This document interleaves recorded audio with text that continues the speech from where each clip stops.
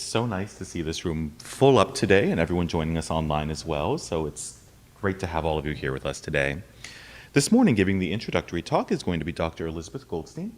Dr. Goldstein hails from Burlington, Vermont. She is a Dharma teacher in training here in the Quantum School of Zen and has been practicing meditation since 1999. Answering questions this morning is going to be our very own Zen Master Tan Gong. Zen Master Tan Gong is the co-guiding teacher here at the Providence Zen Center and the guiding teacher of the Delaware Valley Zen Center, which he helped found in the spring of 1999. Oh, two 1999s! I like it when numbers line up. That's exciting.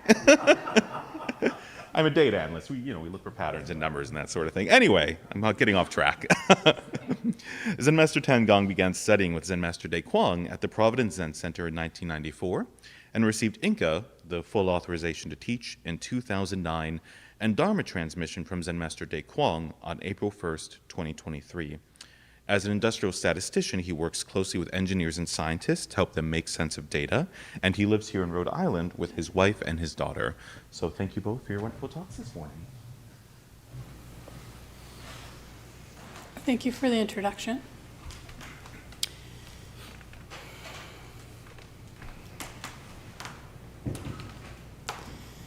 It was really hard to leave Vermont yesterday and drive down here. It was a beautiful day and the water was calling. And I had a lot to do around the house. And I packed my stuff and got in the car. I had recently moved into a new house. The last home that I lived in for a very long time. And I moved out of necessity. It wasn't like I was excited to move and it was an upgrade. And I felt really unsettled for a long time moving into the new house, and was surprised to see that my formal practice disappeared. My routine of morning sitting and chanting and bowing with the upheaval in my life, other things seemed to become more important. And eventually I settled into my new home. So much so that I didn't want to come down here. And I feel homesick. I started feeling it on the drive down here. And definitely once I got in the parking lot, I started really, really missing home. And I just sat with that. And that doesn't usually happen to me coming down here. Because I've been coming down here even longer than I lived in that last house. And it feels like coming home here when I come here. I've never lived here as a resident. I've come down for a lot of retreats. I know the property quite well. I've scrubbed a lot of toilets and prepped a lot of meals, cleaned the kitchen. I've done a lot. I know where the laundry room is, and I can find things around here. That feels like home. But really, this is a spiritual home. And it's a spiritual home for a lot of people. And so it feels important to come back, to physically come back here. There's Zoom. I gave my last Dharma talk, I guess a couple of them on Zoom. And it felt different. This is really a wonderful place. This morning I was watering the garden, and I started feeling that homesickness again because I'm not planting a garden this year. because it's a transitional year back at home, and I'm renting a place now, and it just all felt like too much. So I started feeling sorry for myself and watering the garden and noticing some of the plants that I had planted in my old garden, and wondering what the thyme looks like now and the rosemary looks like now. You can probably get the sense I'm a bit of a thinker. But I kept coming back to that feeling of homesickness, just sat with that feeling of homesickness. And I smelled the cilantro. I got to the cilantro and I was watering, and cilantro has such a strong smell. It brought me right back to that moment. It brought me right back to this garden, this garden that I'm watering.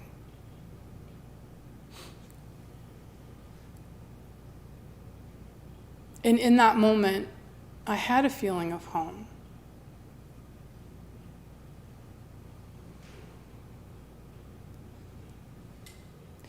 And it was a physical feeling of home.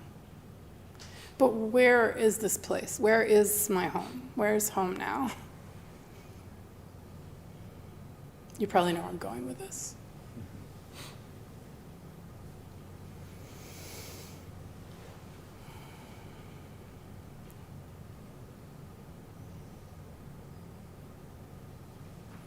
At some point, we have to let it all go. We have to put it all down and come back to this moment, this physical moment, this place, this breath, this smell.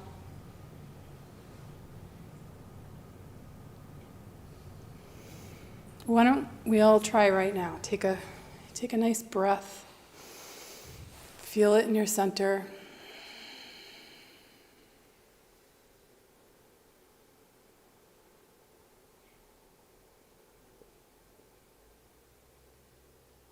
Do you feel that? Maybe you've been listening to me and weren't paying attention to your center, paying attention to your breath. The breath is the place in the lungs where the outside and the inside meet. We all become one right there.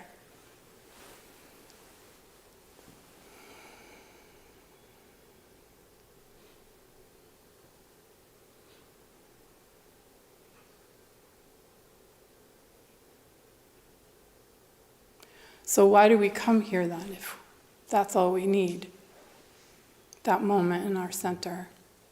As we're all sitting together, this is the most time I've spent in formal meditation in months, actually, in any given day, since arriving last night and doing evening practice and morning practice. We're all supporting each other. There are new people here today. There are people wiggling in their seats. If we were all doing our own thing and just thought, oh, geez, it's a good idea to meditate, maybe it wouldn't be so easy. And maybe it's important to have some support.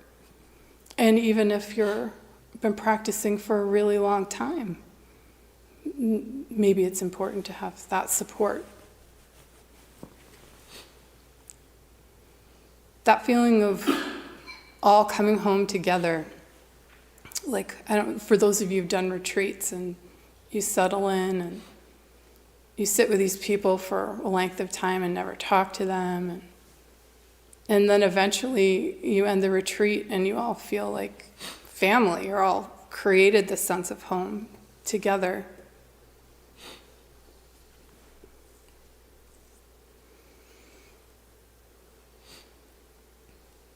So that's what we're doing here today. I hope you all can feel that. Feel it in your center. Feel that air coming in through your lungs. Pull it down into your center. And bring that back with you to your homes outside of here.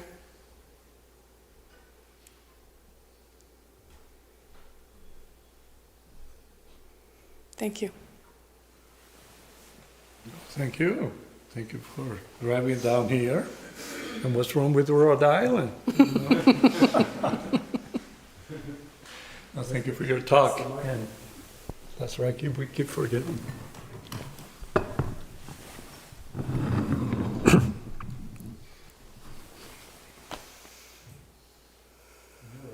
We're good? Well, thanks again for the talk and for some of the points that you brought up, especially about coming home and the image of the cilantro bringing you back, the fragrance of the cilantro bringing you back to this moment. Yeah, and we talk about that a lot. You know, come back to this moment and all that. But it's this difference between remembering and experience. Yeah. So a lot of times we're in this experience where we're remembering stuff, either good or bad. In this case, oh, the old house, the old garden, I wonder about the thyme, you know, and all these other herbs. Yeah. But we're not in the experience because we're remembering. So if you're remembering, you're not experiencing. But if you're experiencing, then you're not remembering. It's that dichotomy. So all these practices are pointing to that, you know, to coming back to this moment, to this breath, to the cilantro, to watering, to doing dishes. Yeah. It's a very simple stuff. And yeah. Those of you who keep coming back here, you know, we keep repeating the same things. Yeah. She asked this question, why do we need all this? Yeah. Why do we need to come here? Because it's just, you take a breath and that's it, you know. What we have mentioned before was Zen Master Dae Kwang in Hong Kong, the ABC. Yeah. You become aware that you're somewhere else, you take a deep breath and take it down to center. Boom, ABC. That's very easy. But when we try to do it, it takes a little bit of practice, effort, discipline, and a support group. Yeah. Yeah, even if you've been practicing for a long time, yeah, it's nice to come and sit with people. Yeah. And it's a very interesting experience because we're interacting with each other in a different way because we're not talking to each other, doing the usual stuff when we hang out, you know, having a drink, or talking, or eating, or maybe working in the garden. We're just sitting and cultivating some stillness, some silence, yeah, and coming home. And I was listening to Father Martin Laird, he's a professor of Villanova University, and he gave this nice image. You know, we have the wheel of Dharma, and some of the things in our collections talk about the wheel and the spokes and all that. But this image is interesting because it's at the top of the wheel, you have all the spokes, but they're separate. Yeah, and that's all. We're separate like that. But then when we come and practice together, yeah, the energy of the spokes come into the hub, the center, and then there we become one. Yeah. At that moment in the retreat, we're all becoming one. Even if we don't intend to. Yeah. You have heard me say this before, that one of the things that still amazes me after all these years, at the end of a retreat, is the sense of gratitude that appears. Yeah. For doing nothing, for just sitting with each other. But at the end, everybody's so grateful. You know, even if you had a sitting that wasn't that great, which happens, you're still grateful. So that image of the wheel with the spokes and the hub, it made me think of, you know, retreats and yeah. And when you mentioned that, you know, coming home and all that, what is that home? That image. Okay. So thank you for that. Any questions?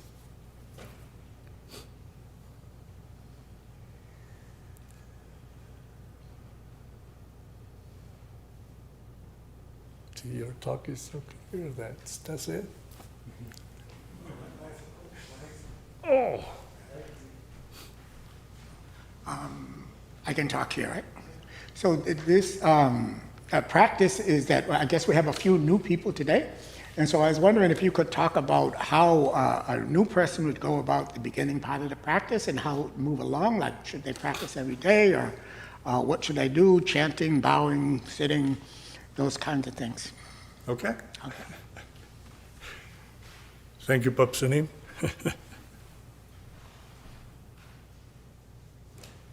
Yeah, so sometimes we come to a place like this because we're searching for something. Yeah. A lot of times, an event may happen in your life that triggers that search. Sometimes maybe an unpleasant event, and you start wondering about what does it mean to be human. Yeah. So you may come to a place like this. That's what I call sometimes a wake-up call, and we have those in our life. Someone dear to us just passes away, or we may have a breakup in a relationship, or we did something and it didn't turn out the way we wanted. And sometimes we'll respond to that wake-up call and come to a place like that. Sometimes we just hit this snooze button and continue. Yeah? But when we come to a place like this, we discover some type of practice. Elizabeth already mentioned the basic practice that we have, which is connect to our breath, which is something that happens all the time, which is a good thing, because if we had to be in control of that, some of us will be dead by now. Yeah?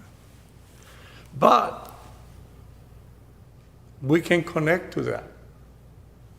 And Elizabeth mentioned this about the inside and the outside becoming one. Yeah? It's a nice image for that. Yeah. So when we practice, we start with finding a stable position. Notice we never mentioned a comfortable position, stable position. So the first thing we do is try to still our body, And there are many ways of sitting. If you've been to the meditation instruction, if you're very flexible, you can do a full lotus or half lotus or Burmese. Or you can use a sitting bench like the ones we have back there. Or you can use, several cushions and stuff. I always joke that there is no attachment except to your cushion. Once you find that cushion that works, you carry it around. Once your body is in a stable position, you center your body. Your back is straight but not rigid. Then air can flow completely. Then we go and pay attention to the breath. We breathe in through our nose and breathe out through our nose, making the exhalation about twice as long as the inhalation. No secret there. A lot of us know that if we take a deep breath, you relax. Yeah, that's part of that. Yeah. But we do belly breathing, okay? Part of the posture that we have in the Zen tradition, we use this mudra, okay? And our hands are a few inches below our belly button. And again, you heard me say this before, that's the center of gravity of the human body, literally. But also, that's a place for a lot of spiritual traditions, plus martial artists, they know that place. In Japanese, that's the hara. In Chinese, the tantien, and I think in Korean, dandian, close to the. And I think in Korea means the energy garden. It's a nice image. Yeah. So that's where your hands are. And that's where breathing starts. Yeah. Over time, if you pay attention a little bit, when you take a deep breath and starts there, your hands go out a little bit. Yeah. The air fills your lungs all the way to the top, and then on the way down, the diaphragm contracts a little bit, your hands go in a little. Yeah, very simple. That's the breathing we used to do when we were babies and kids. And sometimes we breathe like that, at night we relax in bed and stuff like that. Sometimes that happens. Yeah. So we're just relearning to do that. So a lot of these practices to come back home. Yeah. So we were learning to do that. Yeah? And we do that and we feel good. But most of you have experienced that after a few minutes, maybe seconds, stuff happens in your mind. All the action. Yeah? Then we bring our attention back to the breathing. And there are different ways of doing that. In the school, we use a phrase, which is clear mind, clear mind. Don't know. So the clear mind is a metaphor for that mind, also serves as a count of 3, and the don't know. We make it long, to, again, sync that with the exhalation. Yeah? And it's just that simple. But then we have to do it, and that's why we call it a practice, emphasis on practice. Yeah? No one can do it for you. You have to try it. You have to do it. You have to experience it. Yeah? And that's not unique to Zen and the Eastern traditions. We had a Christian Buddhist retreat yesterday. Yeah. And we also taught the same thing. Yeah. But in the Christian traditions, they use the Jesus prayer. Yeah. So on the in-breath, they say, Lord Jesus Christ, Son of God. And on the exhalation, you say, have mercy on me, or have mercy on me, a sinner, depending on the version that you use. But in the 3rd and 4th century, and you think our life is, so advanced and stuff. Same thing. The desert fathers and mothers, they were tired of living in the city, so they moved to the desert in Egypt and Syria. And they just practiced that. Yeah. And then one of the desert fathers, St. John Climacus, he had this insight, let the remembrance of Jesus, and by that he meant just the name Jesus, like the mantra, not the image of be present with every one of your breaths. Yeah. That sounds like our practice. Just thinking the breath to that. And then he said, then you will fully appreciate the value of stillness. Yeah? Slightly different language, but it's the same idea. Yeah. St. Augustine, some of you have heard that name. He also used to discover that, He was a very intellectual person, wrote very interesting things. Yeah? Very smart. But at some point he realized that he was too much up here. And he said, preserve me, O Lord, from the den of my mind. Yeah. Interesting language, too, for us sounds a little weird, but it's just that. It's just thinking. So these are all techniques to bring us back to, you hear the AC?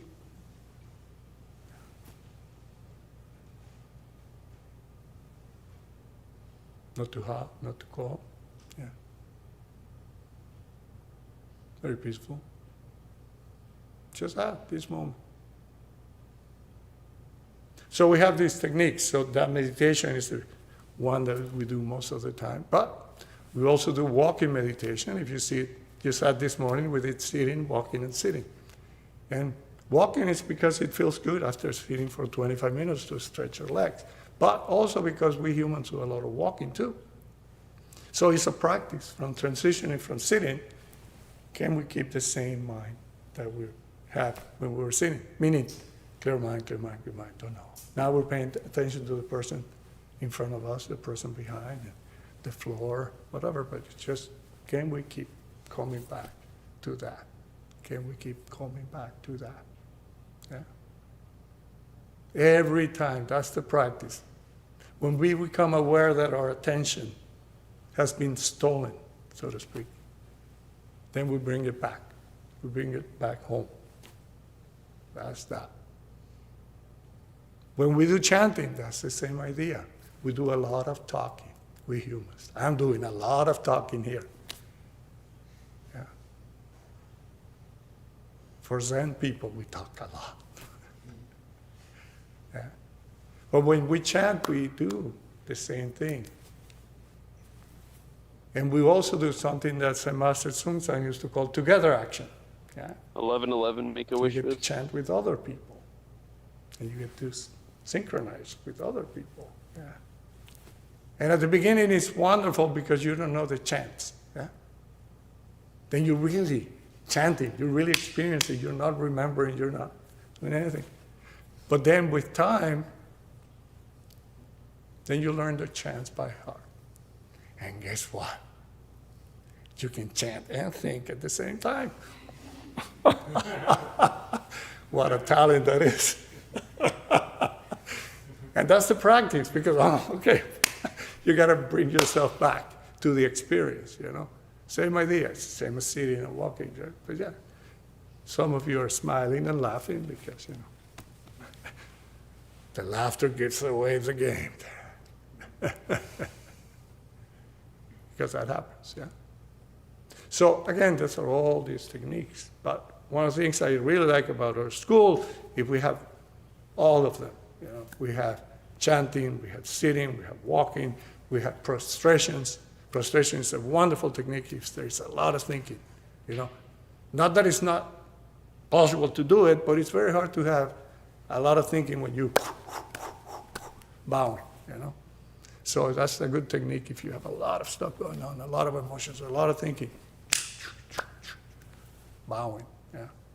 We do mantra practice, we have Gong practice.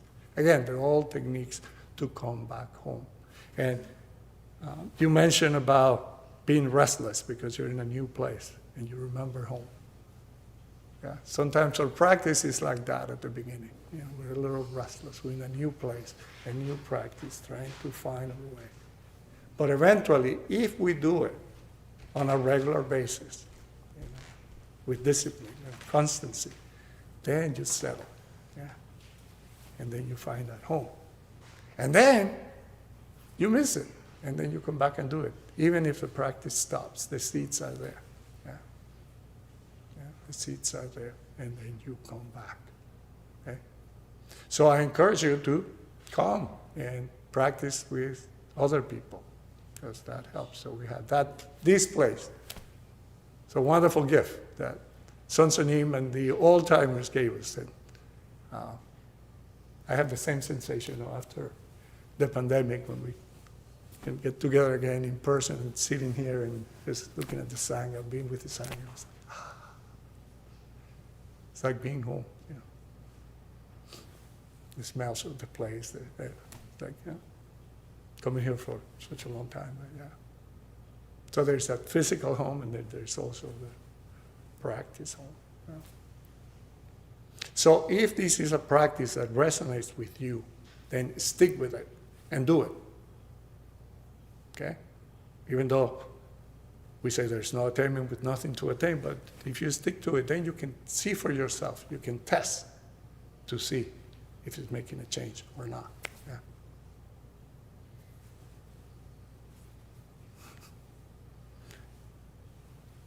Any other questions?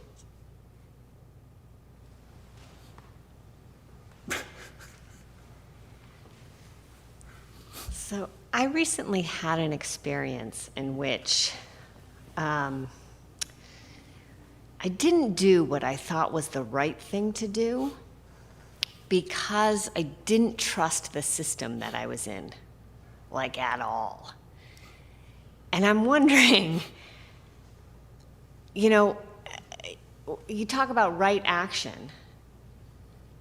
How do you deal with right action when you don't trust that the system that you're in is going to support that?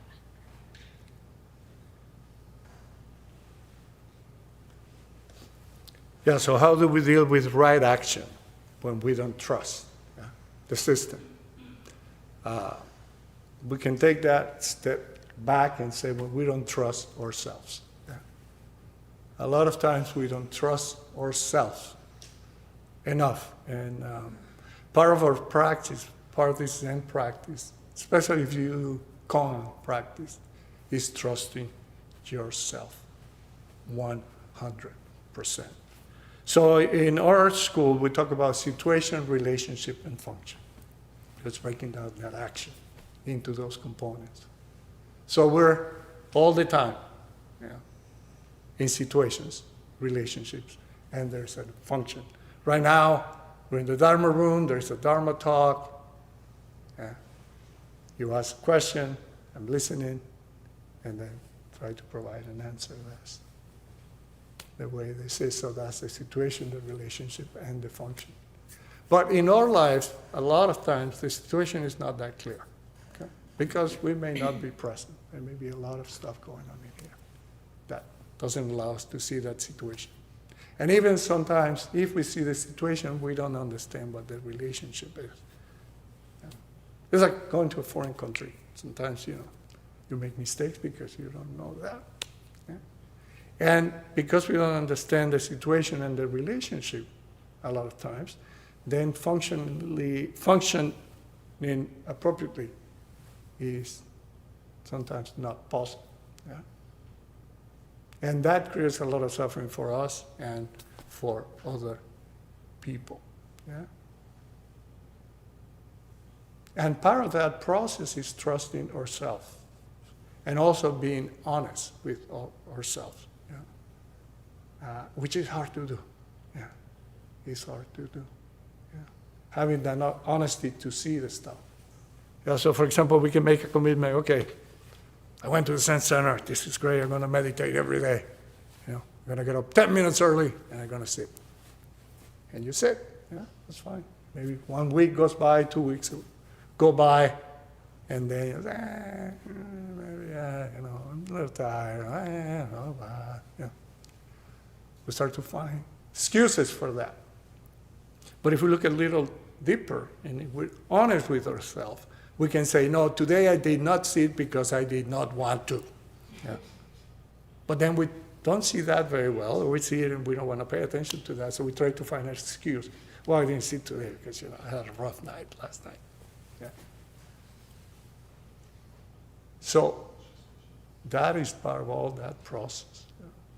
So this practice, eventually gives us a little more clarity to see that, and then trusting ourselves, and then if we trust ourselves, we can trust the system, the situation, the relationship, and then function. I understand what you're saying, Yeah. right? But what you're talking about is something that I have control over, right? I have control over whether I sit every day or not, right? Like, those are choices that I can make. I was trapped in a system. I was trapped in the airport in a situation in which I can't get out of the airport, right? Like, I thought I was going to have to get an apartment in the airport, like camp out someplace, literally, in a foreign country. It stressed my understanding of right action. Of course. Let's say. Yeah. But, if we pay attention, we think we're in control of a lot of things, but we're not.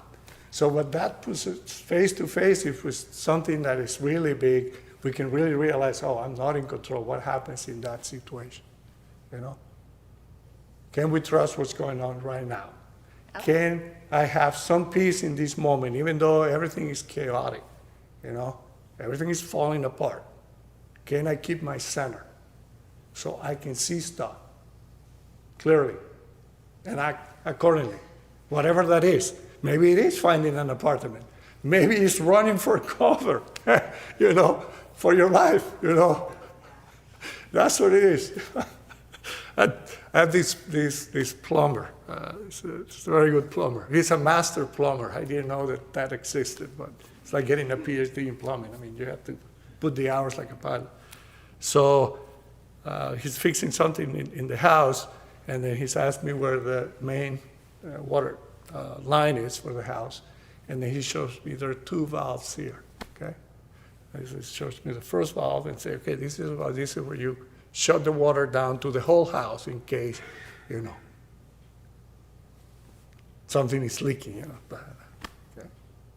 And I said, well, that's a valve. Oh, well, that's for redundancy. So if this one fails, then you can use that one. And I said, well, what if that fails? Then you run. As I said, it's like, oh, interesting. Yeah, so sometimes you run, but can we perceive that, getting that center? Yeah. And that's one of the things, the byproducts of our practice, I mean, we think they're in control, and we try to create situations to be in control and have some security and safety in our lives. And for the most part, they work. And sometimes you have these crises, But we go through our life, we're kids, and then we want to become teenagers, and then we're going to be, in college, and then in college you get a job, and maybe you get into a relationship, and then you get a place, and maybe you get a bigger place because now you have a family, or maybe you, whatever, maybe you get a car, maybe you don't get a car these days because people are not driving much. And then you're working, and you're doing that, but you're thinking about retirement and all that. And when I retire, I'm going to do all this, and blah, blah, blah, blah. Maybe your body won't cooperate when you retire. All that stuff, That's our life, all the progression.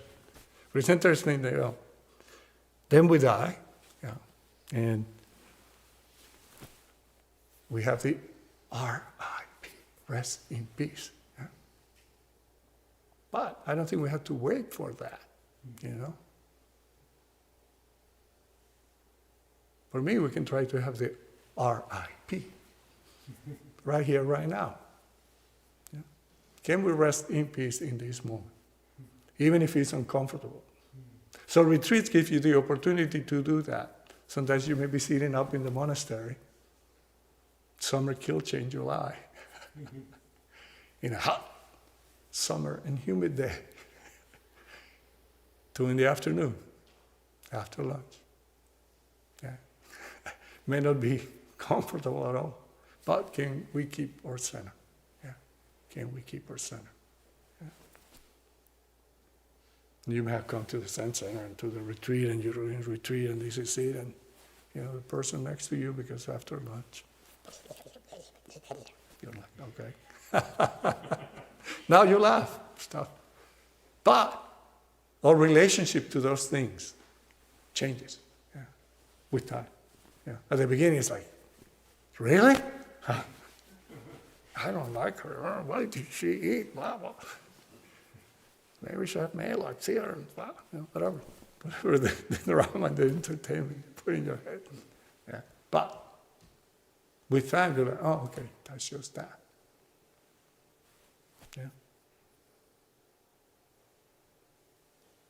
So sorry you have to go through that experience. I think it was a learning experience at this point, which I didn't handle very well. But next time. Yeah, well, you're here. You made it out. Good. Can I say something? Sure.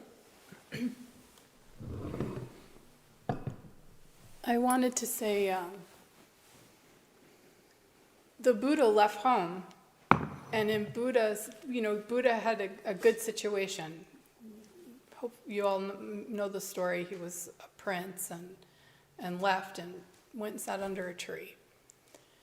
And, we talk in Buddhism a lot about the importance of leaving home.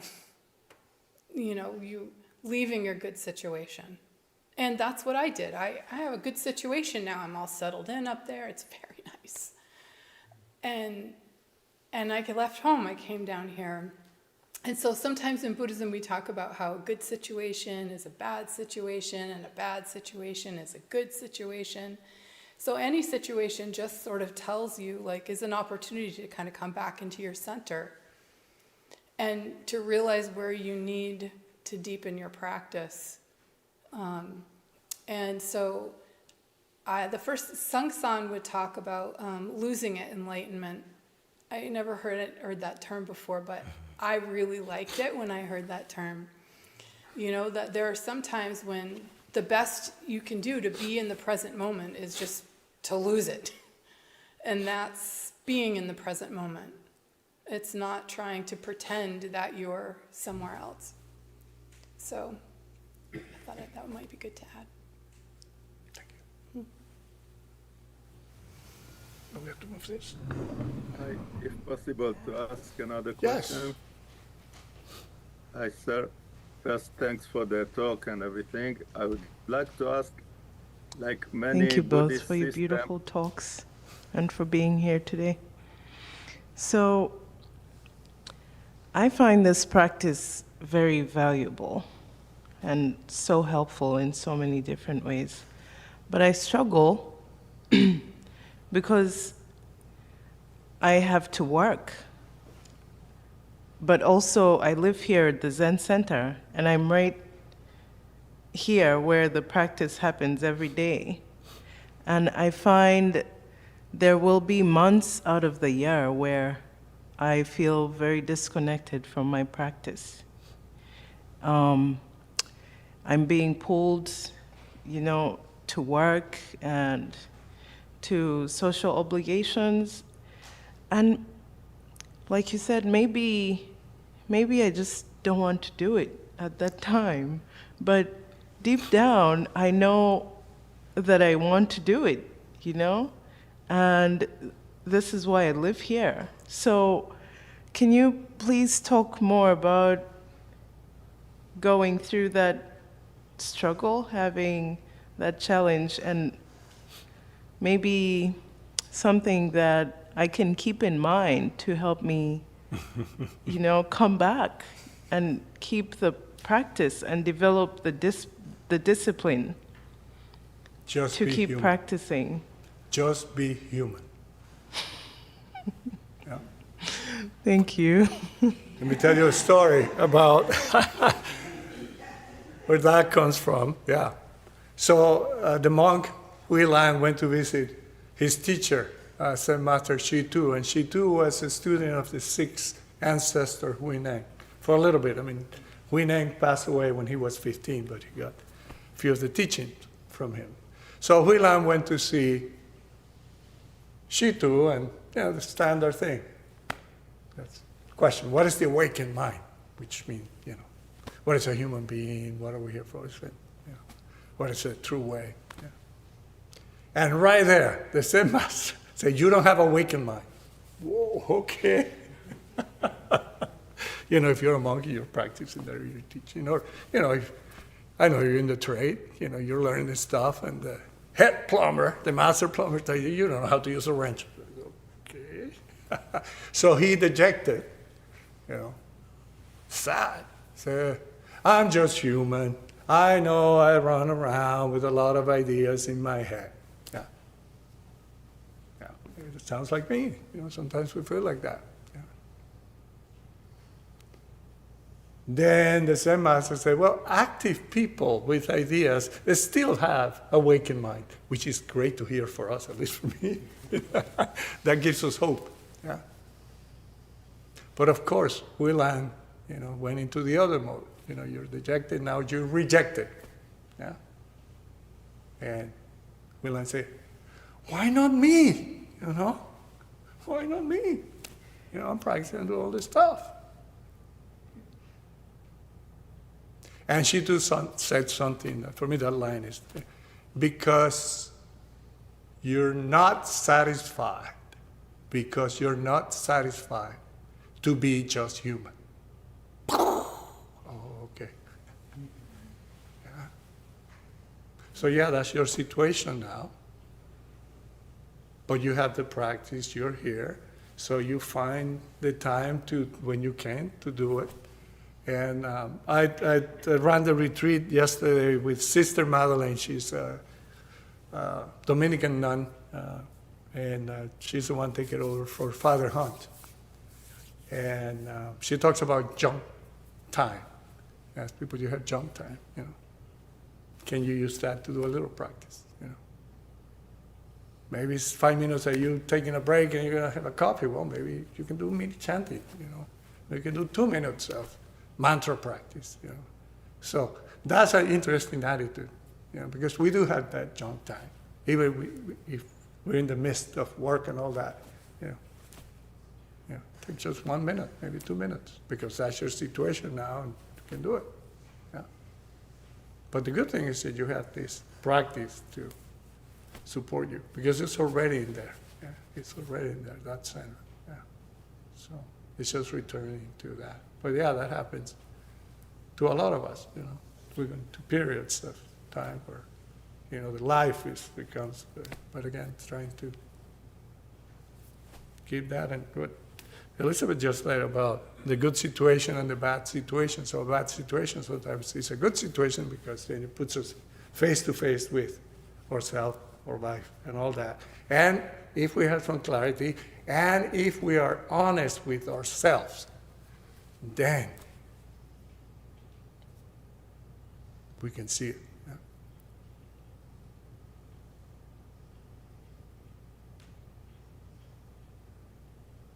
Yeah. So to use the words of St. Augustine again, he said that after start practicing, doing some type of practice, he realized that God was closer to me than I was to myself. Yeah, that's an interesting point too. Yeah. Because we have this self, this identity or identities and all that. That sometimes takes us away from that center. Yeah.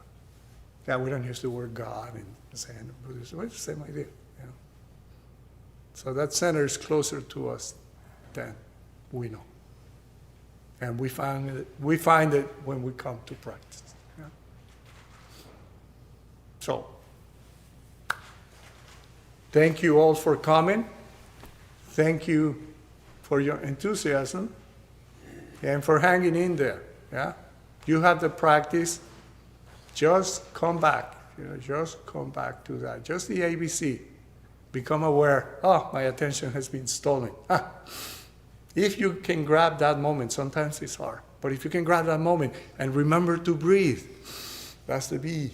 Then you take that to center, and even for those 2 seconds, you went back and did a mini practice, just coming back. So that's all. Thanks. Thank you for your talks. Very nice today. So we have the children's program that started on May 5th. It's going on today, and I believe the teachers are around if you want to ask more questions about that. And he's one of the teachers, in fact. And June 22nd and 23rd is going to be a 2-day retreat. I'll lead that. And that's, you can come for 1 day or you can do it both days. And it's a Saturday and Sunday. So Sunday is a longer day. It goes right up till 9:30. And Sunday is a shorter day. So if you want to come in and it'll end at around 3 o'clock, you can do that. August 3rd and July 6th to August 2nd is the summer Kilche begins. And you can do that 3 days of that, but you can't do less than 3 days. You got to do at least 3 days, but you can do the whole month too.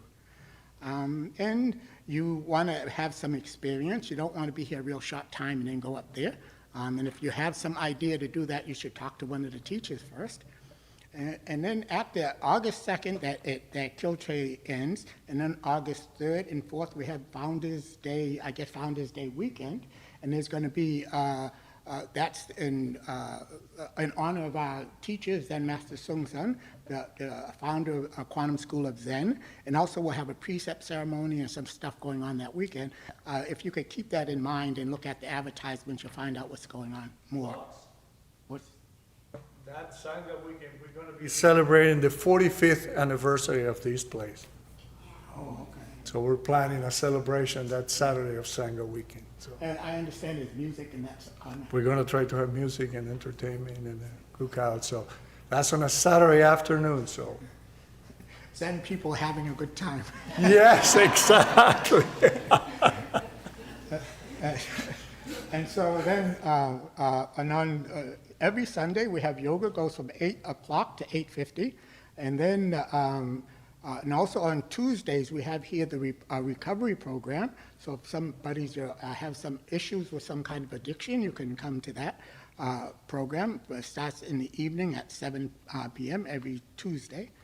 And on Wednesday, we have the Wednesday program. At 5:30, we have a dinner. Then we have orientation, and we have chanting and sitting. So that's interesting. On Wednesdays, we do the chanting. Here on Sundays, we don't. So if you want to get a taste about chanting, you can come in then. And also, we have dinner and stuff together if you want to do that. You don't have to do the whole thing from 5:30 until like 8:15, but you can come in like for the chanting part for different parts of it. You don't have to come in for the dinner. And so then donations are always welcome. Electricity is not free. Sitting is. You can come here and sit from now until doomsday. But the electricity and the building upkeep and maintenance is a bit of a costly. So if you can donate, that would be good. There's a QR code at the entrance, and also there are boxes where you could put a few dollars in. And then, if you like, you can join our volunteer program. Right now, you can see there's a big garden out there, and we have this young lady. We have So Young here, and so and So Young's our gardener. And don't say I said anything like that.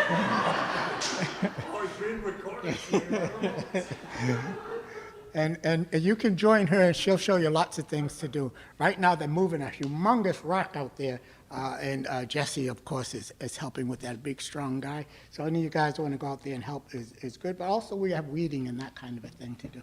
Okay?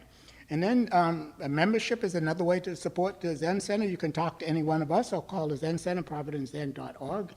Email us, and we can get that together for you. And so today we're going to have the shop is going to be open. And is there something else, Carol, that we want? Yeah. Okay. Thank you for appearing. I hope to see you again. Take care. Bye-bye.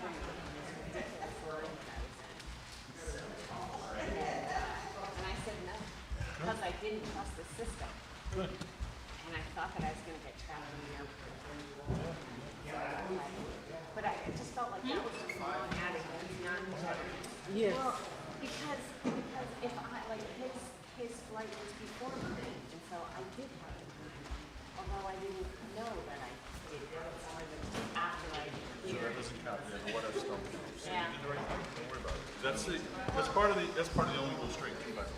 You hear that a lot? Only go straight? No. You haven't heard that here? No. There's like a couple of teaching phrases that you get all the time. It's like clear my mind, good situation, bad situation. Yeah. Another one is go straight. Only go straight. So what that means is make the call, move on. Don't dwell on it. Yeah, don't Don't overthink. because it can't be undone. Yeah.